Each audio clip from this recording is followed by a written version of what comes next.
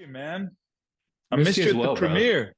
I saw you there. I know I know you guys were just got caught up there, but it was good seeing Yeah. you guys. It was actually it's even better talking to you about the film right now. Obviously, seeing it, I'm kind of be able to kind of give a Yeah. little bit different perspective here. I mean, I've got so much to ask, but I got a little time here. But Yeah.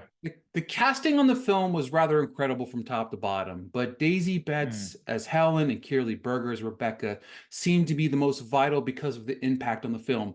Take me behind the casting of these two. Well, man, thanks for having me. One, thank you for coming to the premiere. Two, thank you for lending your voice to this film. This movie is obviously the definition of a passion project to me, Ricky, as you would imagine. It's my parents' origin story. It's a 90s film. It's music, it's mums, it's miracles, it's all of it.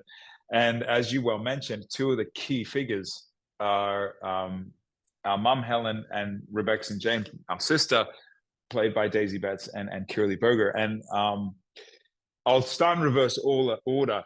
Both were, I don't want to say sacred cows, but for lack of better words, casting your mum and your sister, that's a big deal. Because I also co-directed and co-wrote it with Richard Ramsey. And so I'm, as a director, you're looking at all of these tapes. And when Kirrilee's tape came across the desk, it was actually a lightning bolt moment. It was actually there she is. Like that was it. And we really, she just embodied the spirit, even her smile. She's an aspiring singer. Mum was a different story.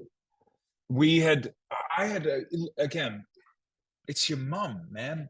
Imagine casting your mum in a film. It's like the woman that carried you in her womb.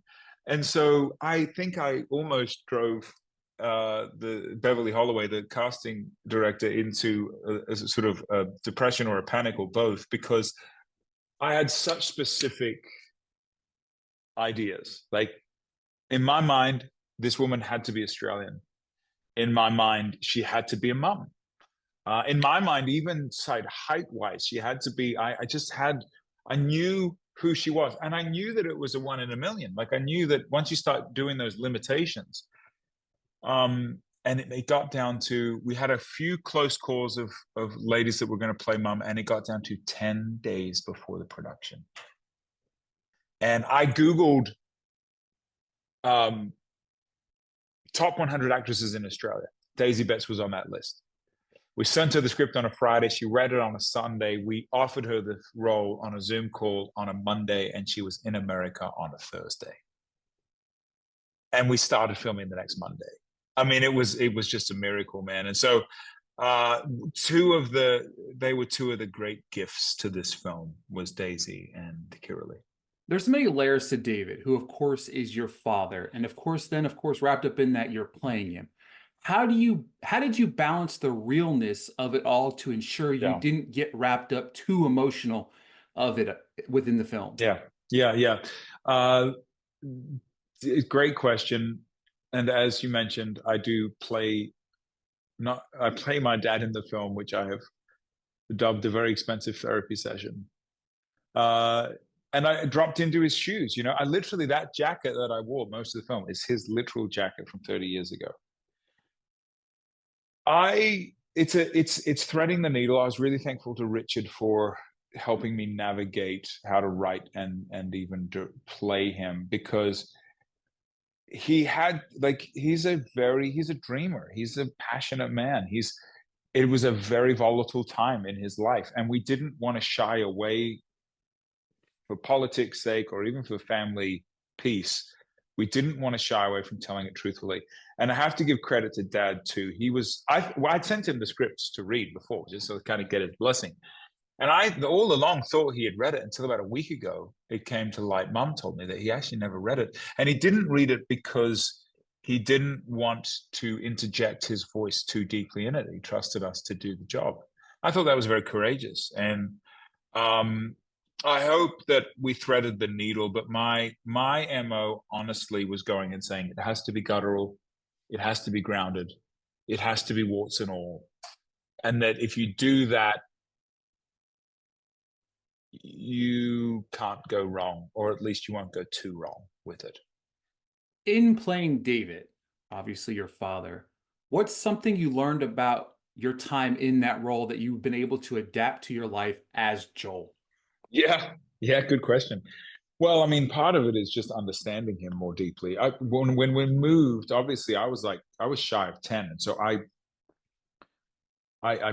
life. It was a great adventure to me, and I love that that's partly depicted in the film. This adventure of moving continents and banding together as a family. And then literally you flipped it on its head as I co-wrote and then played dad, and you start feeling. I'm roughly his age when he moved, so you start feeling all the things he felt. You start feeling, the shame and the pride and the compounding failure and the protection. You feel all of these things, and so it was so indicating for me and his relationship. And then it's also been really indicating in turn for me as a man in my own life, because so much of us as men are sort of a mirror of our dads. And so the more awareness we have of our father and understanding of our father, I think the more awareness we have of ourselves. And so it's given great empathy for him and great insight for me. What's something that maybe you hope audiences take away? I know this probably answers this question so many different times, but you've Yeah, seen the yeah, film, you've edited yeah, you've seen the edit. yeah, What's something maybe you haven't said about the film that you want to say about the film? Let's put it that way. yeah. I'm in a band. That's my day job, and part of the responsibility as a musician is to write. At least we've made it our responsibility is to write as almost viscerally and violently close to your own heart as possible. And the closer you go to your own heart, the more it's relatable and it reaches out to someone else's heart and into their life. And so with this film, I tried to go as close to the heart of the story as possible so that it would relate to as many people as possible. And what I love, Ricky, is like when I look at the responses, even through the screenings, men have felt seen, convicted, and want to be better men. Mums are feeling, daughters are, when they're figuring out what to do with their life, what they're called to, who they're going to love, they're seeing themselves. You've got grandparents to parents to teenagers to 20s to kids. And I'm really proud of the fact that the very thing that we try to create in music, in this, this environment for everyone to come as they are, I really feel like in some small way we've created that with this movie. It's a family movie, Yeah, yes, it's miracles and music and migration and mums and the 90s and 90s music and bad wardrobe and all the rest of it, but it's really at the heart of it.